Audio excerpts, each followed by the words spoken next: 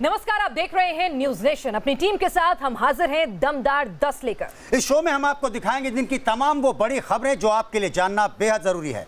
सबसे पहले बात करेंगे दिल्ली एनसीआर की, जहां पर इंद्र देवता की मेहरबानी दिल्ली वासियों के लिए मुश्किलें बढ़ा रही है। बुधवार से जारी भारी बारिश ने दिल्ली एनसीआर की हालत खस्ता कर दी है। और दिल्ली एनसीआर में भी सबसे ज्यादा डराने वाली तस्वीरें आई गुरुग्राम से, जहां भारी बारिश के बाद लोग सड़कों पर नाव चलाते दिखे।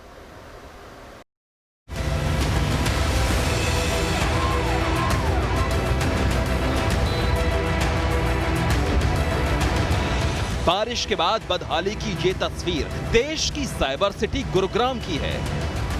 यहां सुबह से हुई बरसात ने पूरे शहर को पानी पानी कर दिया। बरसात ऐसी हुई कि गुरुग्राम की सड़कों पर समंदर उतर आया, जिसमें प्रशासन के तमाम दावे गोते लगाते नजर आए।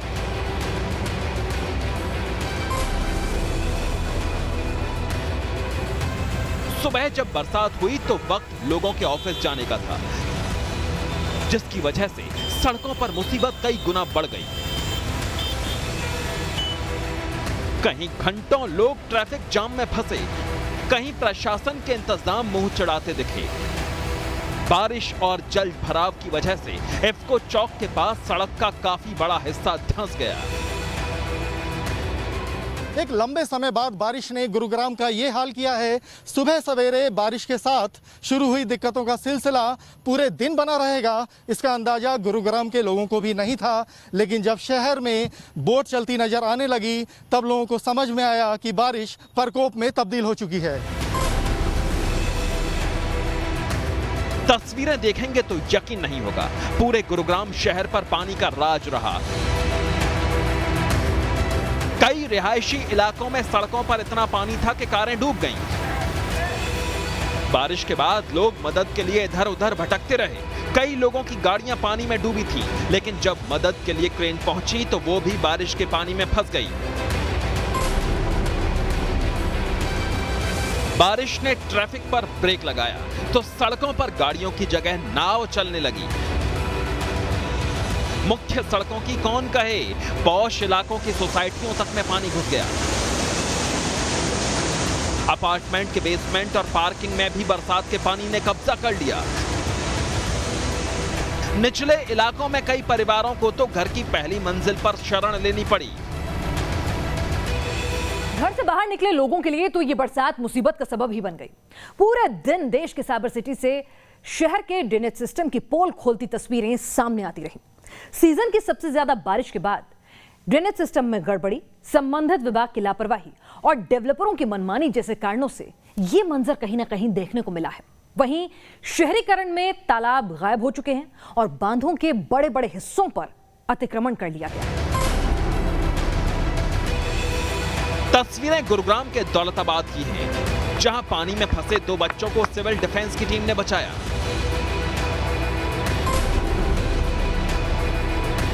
चौंकाने वाली ये तस्वीरें गुरुग्राम के गोल्फ कोर्स इलाके की हैं, जहां अंडरपास बारिश के पानी में लबालब डूबा नजर आया।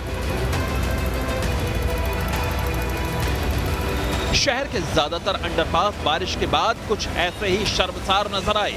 यहां इतना जल जमाव हो गया कि पानी निकलने के लिए फायर ब्रिगेड की गाड़ियों को लगाना पड़ा।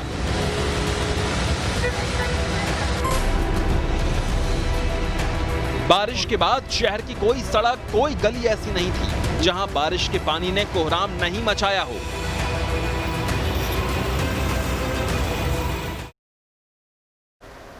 बारिश से दिल्ली एनसीआर बेहाल है। वहीं मौसम विभाग चेता रहा है कि अगले 2-3 दिन तक बारिश का यह सिलसिला यूं ही जारी रहेगा।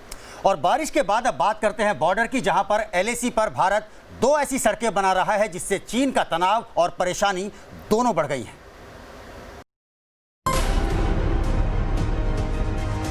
मई की घुसपैठ पर बातचीत करते करते चीन ने अगस्त पार कर दिया। इससे जाहिर होता है कि चीन की मंशा विवाद को सर्दियों तक ले जाने की है। और जब सर्दियों में हिमालय की पहाड़ियों पर आवाजाही मुश्किल हो जाएगी, तो चीन अपने नापाक मंसूबों को अंजाम देने की कोशिश करेगा। लेकिन चीन की यह मंशा अब कामयाब नहीं होगी, क्योंकि लेह लद्दाख में भारतीय फौज की सुरक्षित और तेज आवाजाही अब हर मौसम में हो सकेगी। गलवान घाटी में चीन की हरकतों की शुरुआत भी एक सड़क को लेकर हुई थी और यही सड़क लद्दाख को दौलत बेग ओल्डी के एयरपोर्ट से जोड़ती है और इसी सड़क के किनारे पड़ती है गलवान घाटी। और अगर गलवान घाटी चीन के कब्जे में आ जाती तो वो इस सड़क पर कभी भी बमबारी कर सकते थे, जिसके बाद ये एहसास किया जा सकता है कि लाइन ऑफ एक्चुअल कंट्रोल पर बनी सड़कें कितनी महत्वपूर्ण हैं। पहाड़ों की लड़ाई में पहुंच पथ वो रग होती है जिस पर कब्जे का मतलब होता है जंग जीतना। सूत्रों के मुताबिक भारतीय सेना ने लेह तक पहुंचने के लिए तीसरा सबसे सुरक्षित और छोटा रास्ता तैयार कर लिया है। इस रास्ते के जरिए होने वाली आवाजाही चीन और पाकिस्तान की नजर से दूर होगी। मनाली से लेह तक पहुंचने का तीसरा और सबसे छोटा रास्ता होगा, जिसमें पुराने रास्ते के मुकाबले 3 से 4 घंटे का कम वक्त लगेगा।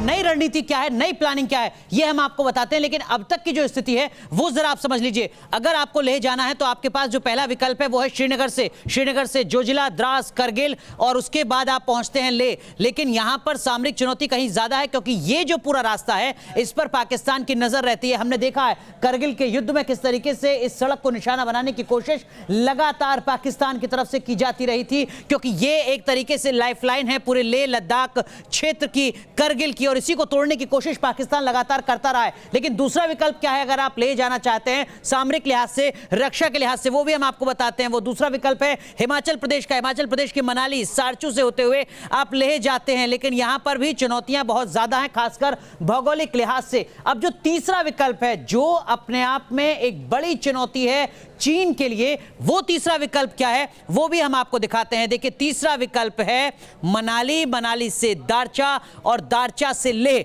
जो सबसे अहम बात है इस पूरे रास्ते की वो ये कि दुश्मन को इस रास्ते के बारे में पता नहीं चल पाएगा, दुश्मन इस रास्ते पर नजर नहीं रख पाएगा। निम्बू के बारे में बता दें कि यह लेह के पास का वही इलाका है जहां पीएम मोदी अपने दौरे पर पहुंचे थे।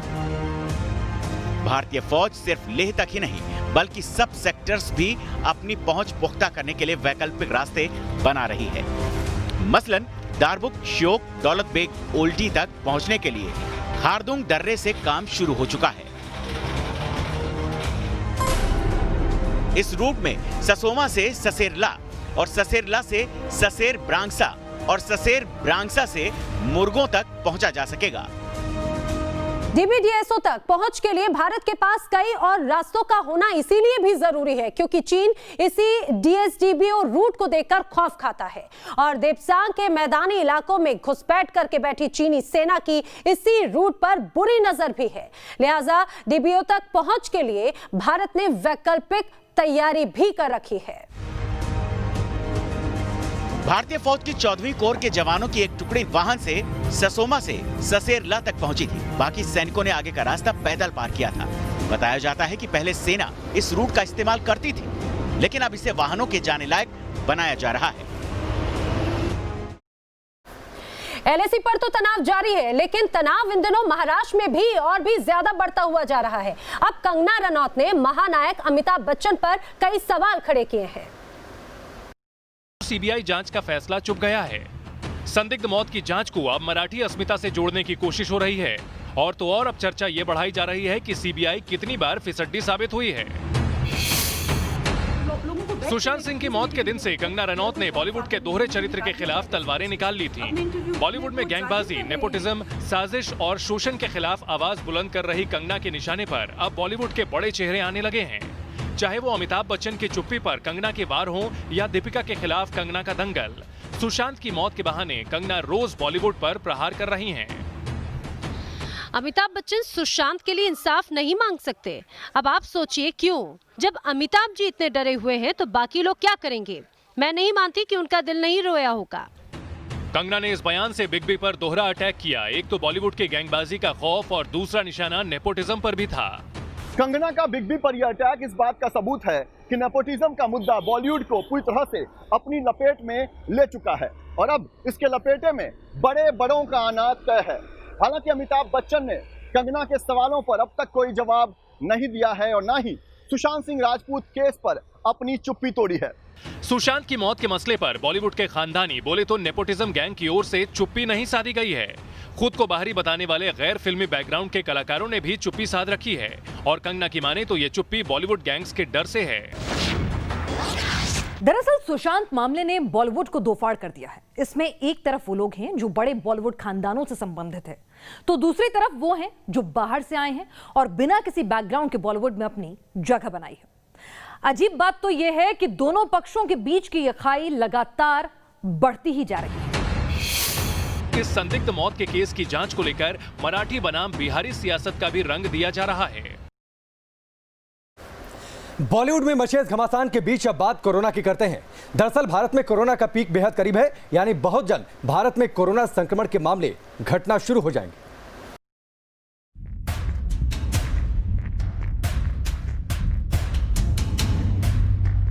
कोरोना से जारी जंग के बीच दिल्ली से गुड न्यूज आई है। दिल्ली में 1/3 लोगों में कोरोना वायरस के खिलाफ एंटीबॉडी पाई गई है।